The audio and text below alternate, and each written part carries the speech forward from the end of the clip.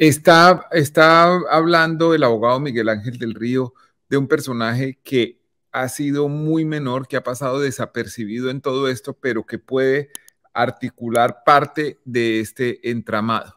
Se llama Samuel Arturo Sánchez Cañón y sobre este sujeto escribí hace un tiempo una columna que se llama Los giros del primer primo. Esa columna fue publicada en 2020, el 7 de marzo de 2020. Dice, la Corte Suprema de Justicia tiene evidencias de que Mario Uribe Escobar, expresidente del Senado, condenado por parapolítica y primo del senador Álvaro Uribe Vélez, en ese momento era senador, le efectuó giros de dineros a un abogado que estaría involucrado en varios casos de soborno de testigos, incluyendo los que vinculan al expresidente y al abogado Diego Cadena. Los giros tuvieron lugar hace 5 años. El beneficiario es el abogado Samuel Arturo Sánchez Cañón, quien está acusado y listo para ser juzgado por su presunta participación en el soborno de un testigo en otro caso. Mario Uribe, cuya poderosa carrera nació y creció de la mano de su primo Álvaro, fue quien presentó al expresidente con el cuestionado abogado Diego Cadena, según lo declaró el propio Álvaro Uribe en su indagatoria ante la Corte. ¿Cómo llega a la historia el abogado Diego Cadena?, le pregunta el magistrado. Y contesta el expresidente Uribe de la siguiente manera: el abogado Diego Cadena, en esas mismas semanas, estando yo recibiendo comunidades en mi casa, llegó el doctor Mario Uribe, primo segundo mío, con Diego Cadena, a quien yo no conocía. Y el informe que tengo es este: los mismos comentarios que le hicieron a Andrés Arias en la cárcel de Miami, que corroboró el doctor de la Espriella, los hicieron en esa cárcel posteriormente al doctor Diego Cadena. Entonces él dijo que tenía que hacer contacto conmigo, no sabía cómo, y un abogado de Manizales le dijo, hombre, yo conozco al doctor Mario Uribe, que es primo de él lo lleva. Entonces Diego Cadena dice que por ese abogado de Manizales le pidieron a Mario Uribe que lo llevara a mi casa y hasta ahí interviene Mario Uribe. El abogado Samuel Arturo Sánchez Cañón, que ha ejercido polémicamente su profesión en Manizales, es mencionado por el paramilitar Carlos Enrique Vélez Ramírez como la persona que lo presentó con Diego Cadena. Así se lo dijo a Semana. Le pregunta a Semana, ¿cómo conoce a Diego Cadena? Por los lados de Samuel Arturo Sánchez Cañón, abogado de exparamilitares. En una llamada en la que participamos Cadena, Samuel y yo, se acuerda todo. Ahí está el fragmento de la publicación de Semana. Por supuesto, era otra semana. Vélez también ha dicho que fue sobornado por Diego Cadena y su socio Juan José Salazar para que firmara una declaración favorable a los intereses del expresidente Uribe y en contra del senador Iván Cepeda. Cadena sostiene que los pagos no fueron sobornos, sino ayuda humanitaria. Otra cosa dice Vélez, quien sostiene que Cadena y Salazar no son propiamente hermanitas de la caridad. Semana le pregunta, ¿por qué firmó la carta a la Corte acusando a Cepeda? Y contesta Carlos Enrique Vélez, porque las hermanitas de la caridad estaban dando plata. Los recibos se los mostré a la Corte. Los abogados dicen que eso fue humanitario, pero no es verdad. Ahora ellos son los abogados de la caridad. Querían hacerme firmar un papel diciendo que había sido una beneficencia. Yo les dije, no les voy a firmar eso. Uno no es pendejo, he sido bandido. Hasta ahí la cita de Carlos Enrique Vélez.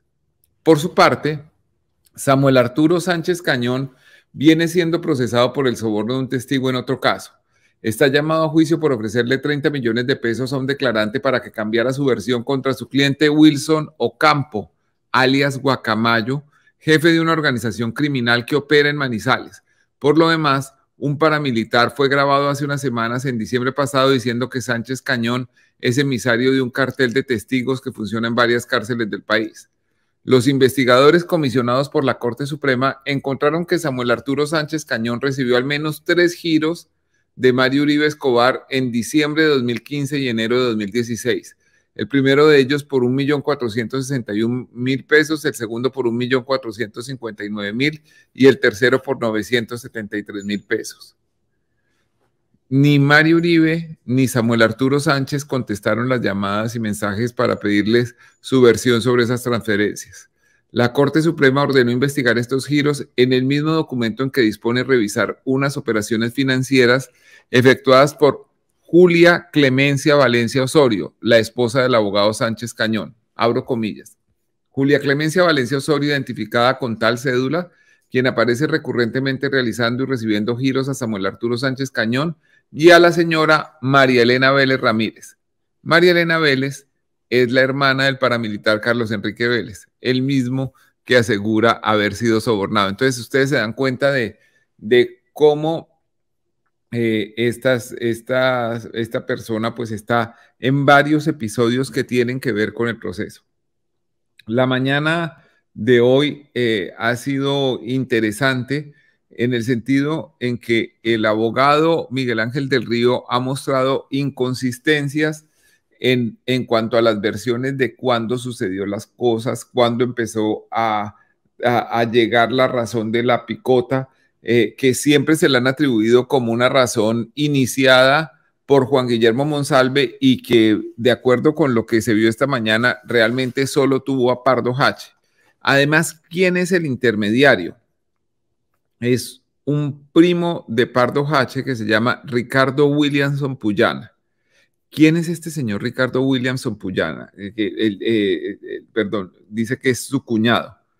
Es hermano de María Mercedes Williamson Puyana, la abogada que fue con Jaime Lombana, que supuestamente fueron en una gestión humanitaria a visitar a Enrique Pardo Hache. Esto es una cosa muy particular, porque estos señores Williamson Puyana tienen una doble relación de parentesco. Por un lado con Enrique Pardo Hache y por otro con la víctima de Enrique Pardo Hache, el señor Eduardo Puyana Rodríguez, que es el suegro del expresidente Andrés Pastrana, que fue secuestrado. Por ese secuestro está condenado Enrique Pardo Hache y que murió, que fue asesinado durante su secuestro. Entonces, esto junta varios niveles del más bajo mundo de la cárcel Picota de Bogotá con la más alta aristocracia del país. Eso siempre me ha parecido un aspecto interesante del caso. Vicky Jaramillo es una señora amiga, o pues sí, podríamos decir allegada al expresidente Álvaro Uribe, que aparece recurrentemente en temas que tienen que ver con testigos. Por un lado, esto de Enrique Pardo Hache y la vía para llegar a Juan Guillermo Monsalve, y por otro, porque también hay evidencias de que tuvo relación con la presentación de un mayor retirado del ejército, Juan Carlos Rodríguez alias Zeus, que fue testigo falso en el proceso contra Santiago Uribe. El proceso que, por cierto, sigue esperando 2 años después la sentencia porque el juez no lo ha podido resolver. A pesar de que existe petición de condena tanto de la Procuraduría como de la Fiscalía. Esta persona, Ricardo Williamson Puyana, dice que se encontró con Vicky Jaramillo, primero por casualidad que iba él manejando su carro y ella estaba caminando por Sesquilé, cerca de una iglesia, entonces que se ofreció a llevarla y que después de vuelta hacia la casa hablaron y que dijo, oiga, y usted que es amiga de Álvaro Uribe, ¿por qué no le cuenta que yo tengo un primo que está en la cárcel, que tiene algo que contarle? Y ahí empieza a caer esto como en una zona gris de muchas versiones, en donde hay incluso situaciones mágicas. A la señora Vicky Jaramillo siempre se le aparecen personas justo cuando las estaba buscando, justo cuando llegan ahí, y todo eso pues hace su versión un poco fantástica. Hoy hemos visto cómo la señora Vicky Jaramillo se olvida permanentemente de las cosas y llega incluso a preguntarle a la magistrada auxiliar de la Corte Suprema de la Justicia que la interroga, ¿yo dije eso? ¿Cuándo dije eso? No sé, porque pareciera que ella es muy hábil para recordar selectivamente lo que le conviene y olvidar lo que no le conviene. No sé, Jonathan, si tenemos preguntas de parte de la gente o comentarios para darles paso. Siempre tenemos preguntas, señor, por supuesto.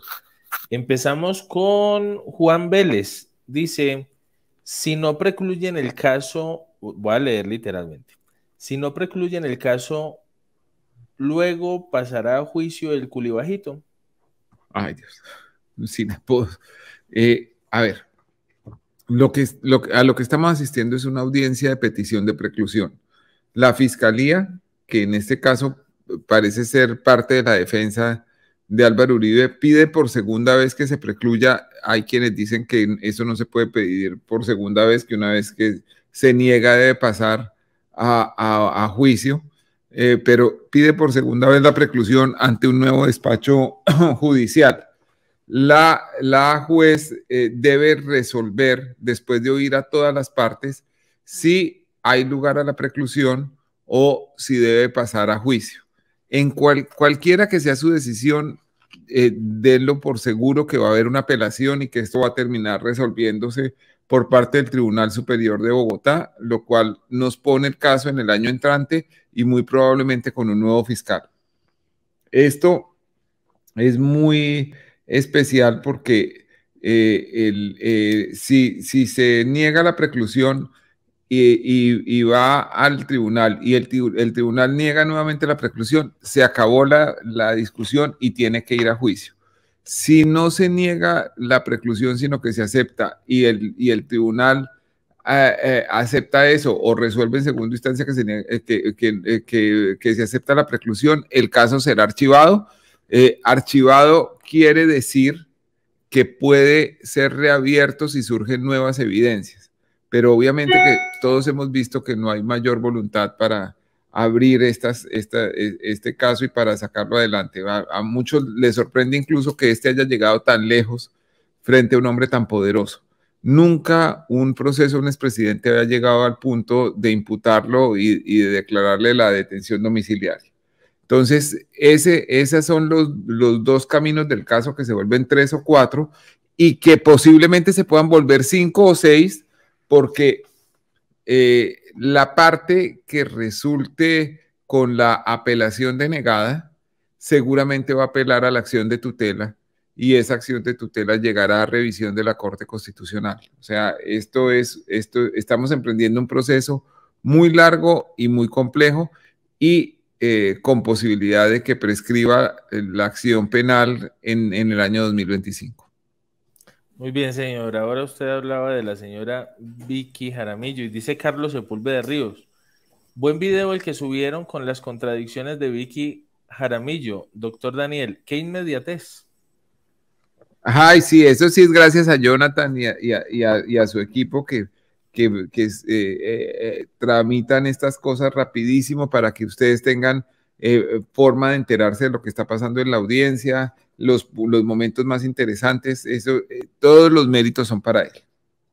No, señor, no, señor, somos todos un equipo. De hecho, estamos pegando en el chat de YouTube el link, por si aún no lo han visto, pues lo vean en cualquier momento que puedan. Vamos con más preguntas y viene Livia García.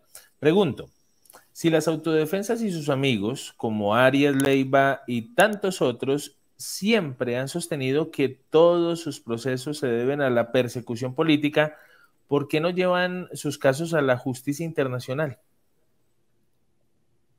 No, pues han tratado. Lo que pasa es que la justicia internacional no puede proceder incondicionalmente, sino cuando haya una denegación de justicia en Colombia. Entonces, pues eso es lo que están tratando de hacer evidente en estos momentos.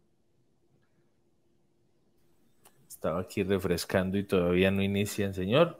Vamos entonces con más preguntas. Mientras tanto, dice Gerson Enrique Anaya Rueda, ¿cuándo se emite la sentencia de la juez luego de revisar las pruebas?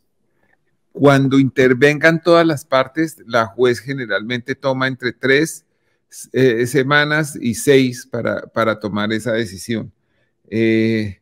La anterior juez emitió una decisión de más de 240 páginas, muy razonada y llena de argumentos jurídicos sobre por qué denegaba la preclusión. Entonces, es factible que esta juez también opte por hacer un documento de esa magnitud explicando las razones de su decisión.